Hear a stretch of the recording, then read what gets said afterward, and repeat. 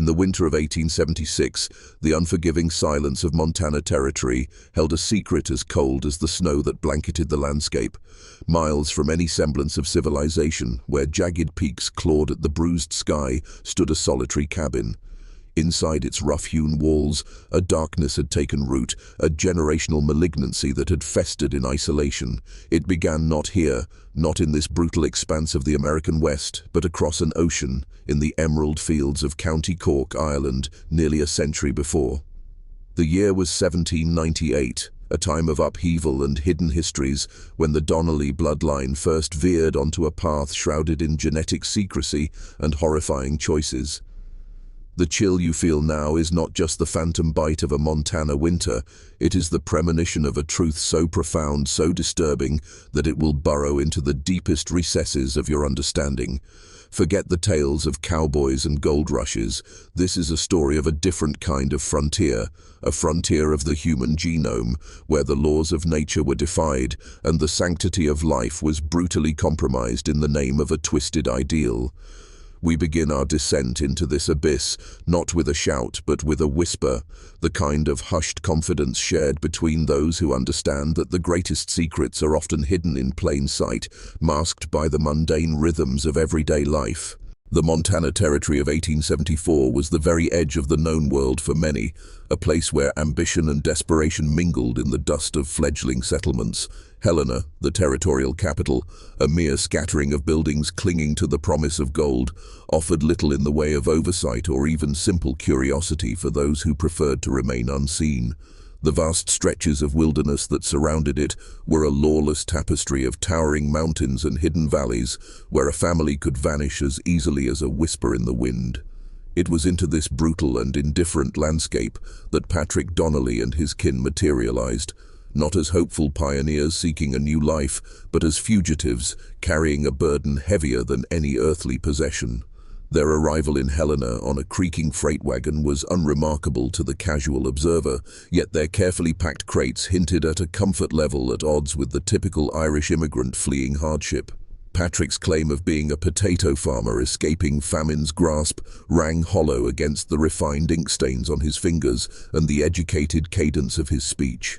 His wife, Bridge, a wraith of a woman consumed by a perpetual anxiety, moved with the guarded intensity of someone haunted by unseen horrors. They paid for their meager supplies with cold, hard gold, a currency that spoke of secrets and a past far removed from the potato fields of Ireland. The journey westward was not a hopeful odyssey for the Donnelly family.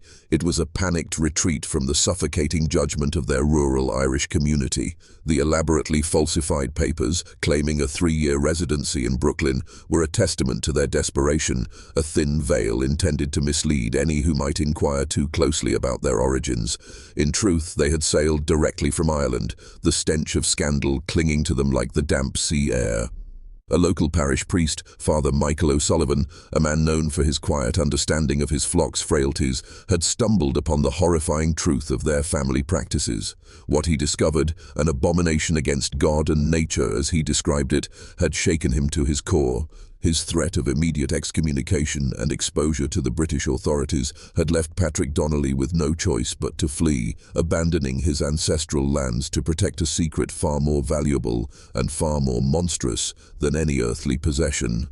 The priest's final warning, penned with a trembling hand, echoed the weight of his discovery. What you have done in the name of bloodline purity is a sin that cries out to heaven for vengeance.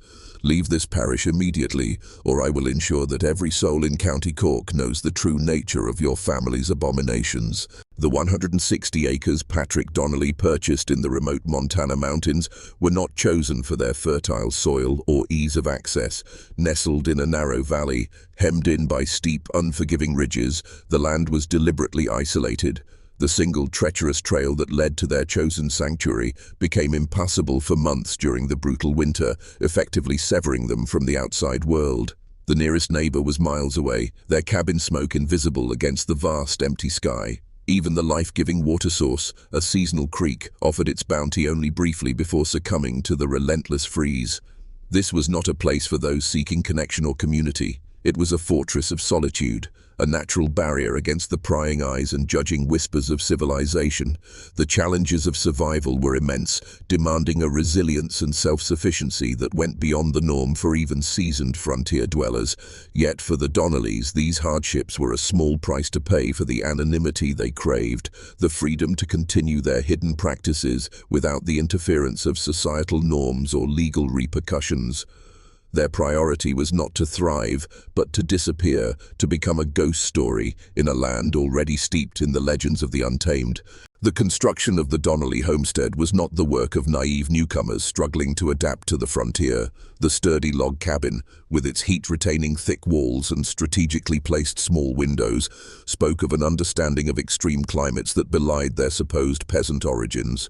The intricate system of interior partitions hinted at a need for compartmentalization, perhaps even segregation within their isolated world. Bridge and her daughters approached the coming winter with a methodical precision that impressed even seasoned mountain dwellers.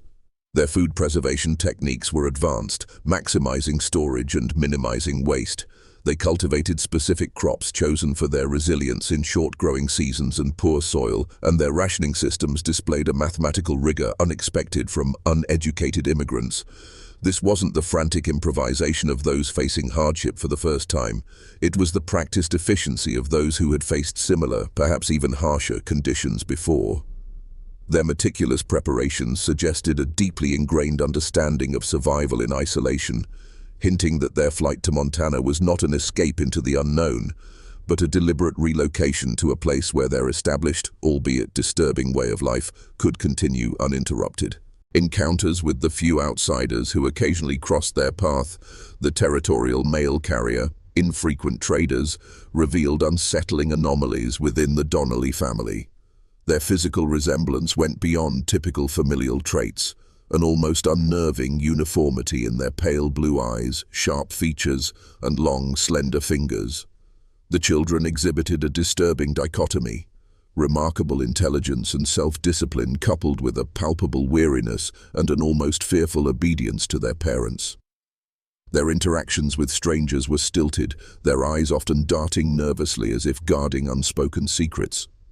Even their casual conversations, when overheard, were laced with cryptic references to the purity of the line, the strength of proper breeding, and the sacrifices necessary for family advancement. These were not the concerns of ordinary frontier families battling for survival. They were the chilling pronouncements of a family operating under a deeply disturbing and internally consistent belief system. Their use of Irish Gaelic in private conversations further underscored their desire for secrecy, creating a linguistic barrier against unwanted scrutiny. The overall impression they conveyed was one of a family bound by something far more profound and far more sinister than simple kinship. The brutal Montana winter of 1874 to 1875 finally yielded to the tentative warmth of spring, and with the thawing snow came the reopening of the mountain passes. Jake Harrison, the territorial mail carrier, made his long-awaited return to the isolated homesteads, the Donnelly cabin among them. The air around the silent structure immediately struck him as wrong. Freshly sawn planks covered what appeared to be holes in the cabin walls, and newly applied chinking filled gaps that suggested a struggle or even violence. The ground around the cabin showed signs of recent frantic digging despite the lingering frost. But it was the smell that truly chilled Harrison, a sickly sweet odor he recognized from his years on the frontier as the unmistakable scent of death and decomposition.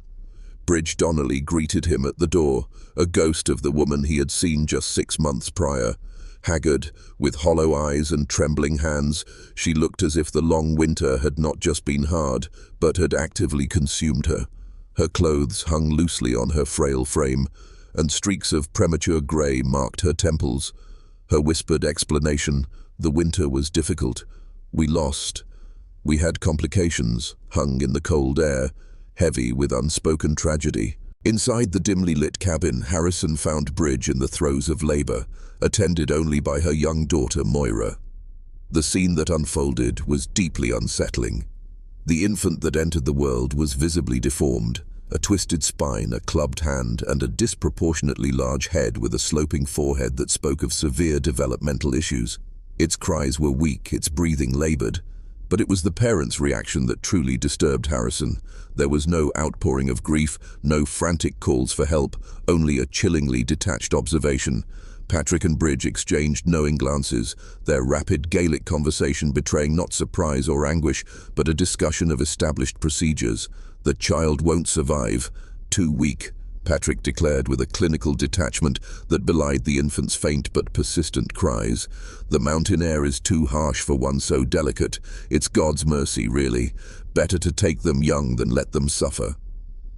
Harrison's offer to ride for a doctor in Helena was met with a firm, almost menacing refusal. Patrick's pale blue eyes hardened.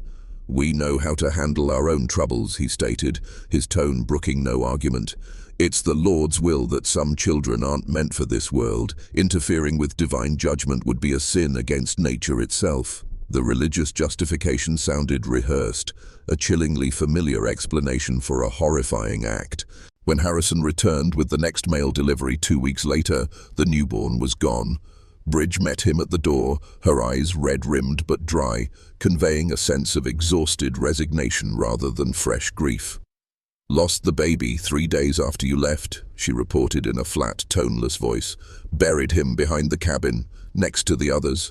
The weak don't survive out here, and it's better that way." The casual phrase, "next to the others," struck Harrison like a physical blow. He turned his gaze towards the back of the cabin, and for the first time noticed a small makeshift cemetery. 4 tiny wooden crosses marked patches of freshly turned earth, their crude dates spanning the mere 8 months since the Donnellys' arrival.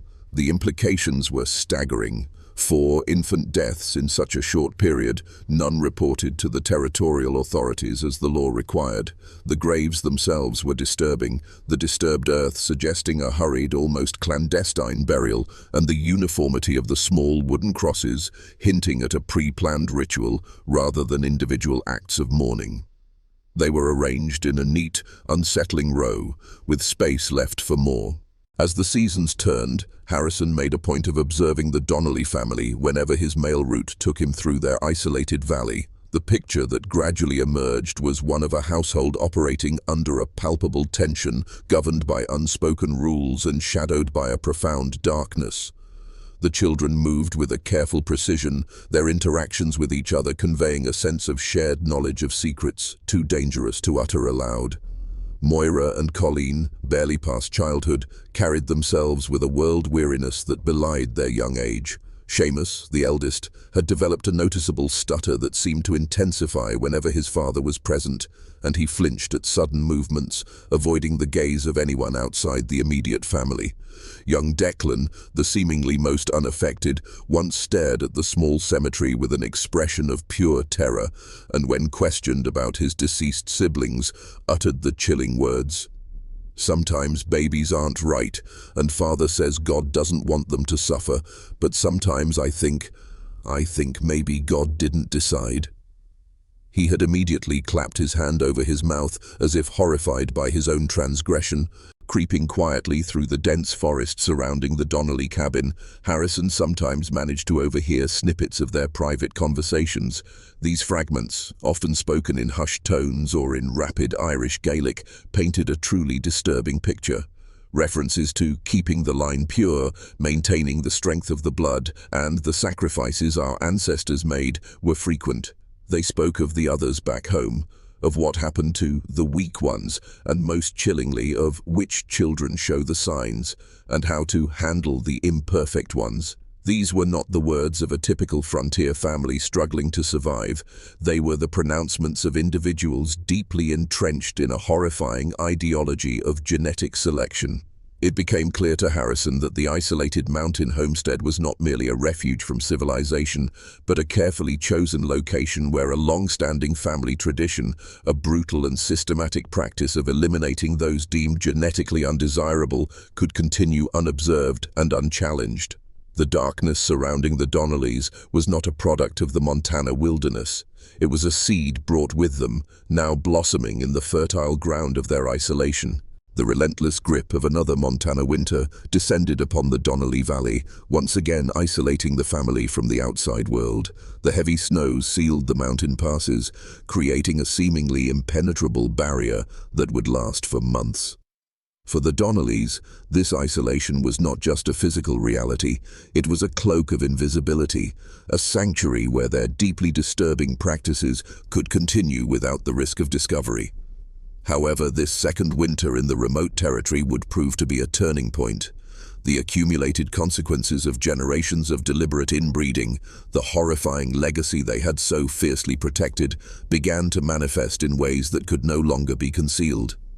The genetic anomalies, the imperfections they had so ruthlessly sought to eliminate, began to surface with increasing frequency and severity, setting in motion a chain of events that would ultimately unravel their carefully constructed web of secrecy and expose the terrifying truth of the Donnelly family to the harsh light of the outside world. The darkness they had cultivated in isolation was about to spill out into the world. Deep within the unforgiving embrace of the Montana mountains, the winter of 1876 held the Donnelly homestead in its icy grip. Unbeknownst to the isolated family, a new element was about to be introduced into their carefully controlled world. Dr. Theodore Brennan, a German physician serving the scattered settlements of the territory, found himself increasingly drawn by hushed whispers and unsettling rumors surrounding the reclusive Irish family. He was a man of science, his mind trained to seek rational explanations, yet the fragments of information he had gathered painted a picture that defied easy understanding. Tales of strange births, unseen burials, and a pervasive air of secrecy clung to the Donnelly name. Driven by a mixture of professional curiosity and a growing sense of unease, Dr. Brennan resolved to seek out the truth behind the isolated cabin. His journey into the heart of the Montana wilderness was not merely a medical call, it was a descent into a hidden history, a confrontation with the potential for darkness that can take root and flourish in the absence of scrutiny. He carried with him the tools of his profession, but what he was about to discover would challenge the very foundations of his understanding of heredity, family, and the terrifying lengths to which human beings would go to protect their most closely guarded secrets. Within the dimly lit confines of the Donnelly cabin, the air thick with the lingering scent of sickness and something else, something indefinably wrong, Dr. Brennan began his grim examination. What he found confirmed the darkest whispers that had reached his ears. Tucked away in a locked wooden chest were meticulously kept medical records, handwritten in elegant script, detailing 5 generations of systematic inbreeding within the Donnelly lineage. The entries spoke of carefully chosen pairings, of births meticulously documented, and of a chilling obsession with maintaining specific physical traits, a twisted pursuit of genetic purity. But the true horror lay concealed beneath the rough-hewn floorboards. Wrapped in oilcloth and hidden from view were the preserved remains of 7 infants. Their tiny bodies, bearing identical and grotesque deformities, were silent witnesses to a century of brutal selective infanticide. Each malformed child, deemed unworthy by its own parents, had been deliberately eliminated, a horrifying testament to the family's unwavering commitment to their distorted ideal of bloodline perfection. The sight was a visceral assault on Dr. Brennan's senses, a stark and brutal revelation of the darkness that had taken root in this isolated corner of the world. The evidence Dr. Brennan unearthed within the Donnelly cabin sent shockwaves through his scientific understanding. The deliberate and systematic nature of the inbreeding, documented across 5 generations, and the calculated elimination of infants born with specific traits defied the prevailing understanding of frontier life and family dynamics. This was not the result of ignorance or isolated acts of desperation. It was a meticulously planned and consistently executed genetic experiment that had spanned nearly a century and 2 continents. The implications were profound and deeply disturbing. It suggested a hidden history of genetic manipulation, a chilling testament to the lengths to which a family would go to control their own bloodline. It challenged the very notion of familial bonds and revealed the terrifying potential for isolated groups to develop and perpetuate their own brutal moral codes, operating entirely outside the scrutiny and judgment of wider society. Dr. Brennan realized he had stumbled upon something far more significant and far more sinister than a simple case of frontier tragedy. He had uncovered a deliberate and sustained assault on the natural order, a horrifying glimpse into the dark potential of human obsession.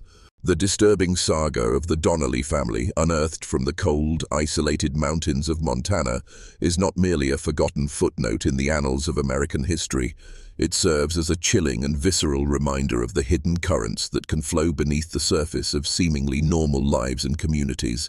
Their generations-long obsession with blood purity and the ruthless pursuit of genetic control stand as a stark testament to the perilous consequences of unchecked belief, the manipulation of fundamental biological imperatives, and the horrifying potential of deeply ingrained, secretive practices passed down through generations. This is forbidden knowledge, a glimpse into a darkness that most prefer to ignore, yet its echoes resonate even now in the hushed discussions of hidden agendas and suppressed truths. The isolation of the Montana frontier provided a stage for this tragic and terrifying experiment, but the underlying motivations, the desire for control, the belief in a superior lineage, are not confined to a specific time or place. Now that you have witnessed this descent into the forbidden, now that you understand the chilling lengths to which some will go to protect their vision of their own bloodline, you carry a burden of awareness. You can never truly unsee the darkness that lies hidden in plain sight, the secrets that whisper in the shadows of history. Remember this: the most profound truths are often the most disturbing, and the shadows hold far more than we are ever meant to know.